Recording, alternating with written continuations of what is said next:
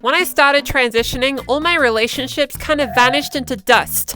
I very much had to start from scratch. And I'd say nowadays, I've gotten pretty good at this whole making friends thing. So, I'm here to give my wisdom of how to avoid the isolation of transition's beginnings. So let's start small first. Outside of your gender, we gotta answer one pretty scary question. Who are we? Rather than something super philosophical, I more mean like what you're into as far as hobbies go, your interests, your values, stuff that's important to you. Do you want to get launched straight into an absolutely massive party, or do you want to chill in a cafe and play a card game? You know you can't summon 2 monsters in one turn, right? When approaching the following tips, do not compromise who you are. This is a guide on making cool friends, not lame friends. Niche Band has a new CD release. I'm excited. Can you get a load of that guy over there? He liked Niche Band. What a loser, am I right? Up top. But I like Niche Band. I think they're cool. Maybe that fan of Niche Band would be a better friend than this guy. How did you get here?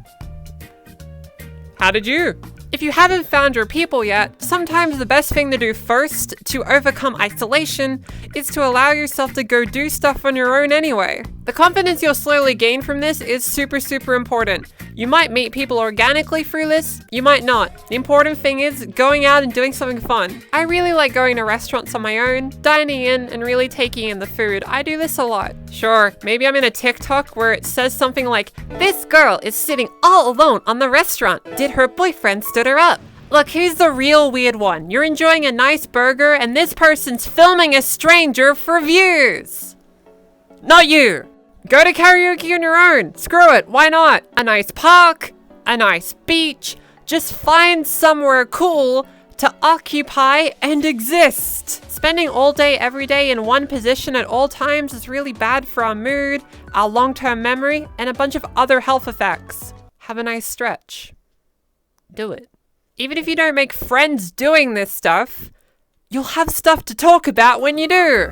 I'm gonna have a section dedicated to online friendships and IRL friendships. Let's do online ones first, because those can be a bit easy when we're dipping our toes into things. But don't skip the IRL section, okay? Our options include finding online friends to chat with or play games with, or you can use the internet to find IRL events to go to. I was really into VR, so to find some online buddies, I tried VR chat. It's free and you don't need to strap a television to your face, nor set up a cable that looks like a sci-fi death trap.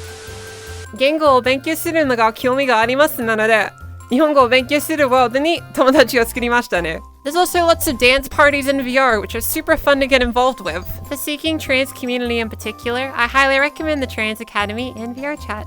There's lots of people chilling around and chatting. I recommend giving it a go. Though these days going to trans-specific worlds can be a bit awkward for me, as I don't really like the excessive attention, I guess. I just want to be a regular person sometimes.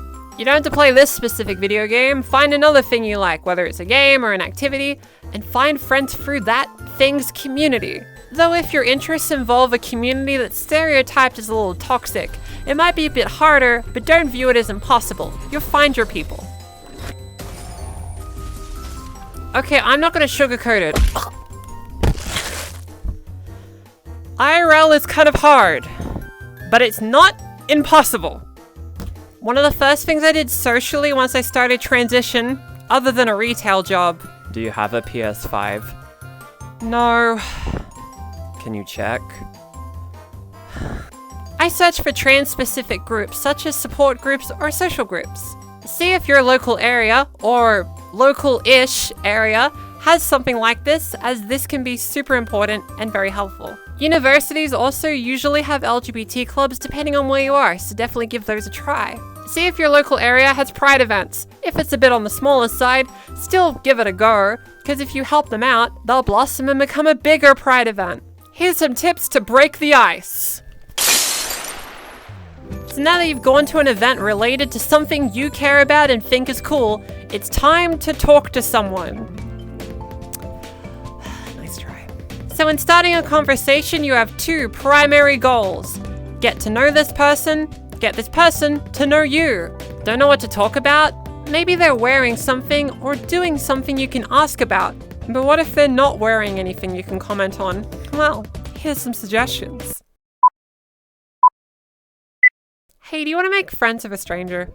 I'm not kidding, that last line is how I know most of my IRL friends. It just works. If we're a bit socially awkward, sometimes being real about that can sometimes work in our favor, and chances are that other person at the club sitting on their own is waiting for someone else to talk to them. You understand this isn't gonna work unless one of you walk over and say hi, right? I went to a dance party once. I didn't know a soul. And me and this one girl exchanged looks for like an entire hour, right? But she literally went, "Hey, I don't know anyone here. Want to make a friend." We talked for like 3 hours. Then months later at a party, I saw someone glancing over. And I realized I've entered the same kind of standoff, right? I realized what I had to do. It was scary. It's never not scary. But I gave it my best.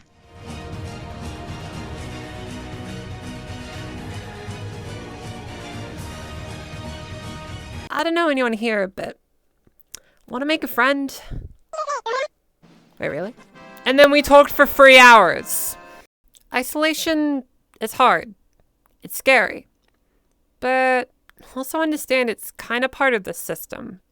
The big companies want you to feel isolated and upset because you'll be more likely to buy stuff or act irrationally. But taking those steps out there and being authentically you, well, you can do it. There'll be bumps, awkward moments, crying while staring through the window of the very party you wanted to attend. I've been there, and I mean that.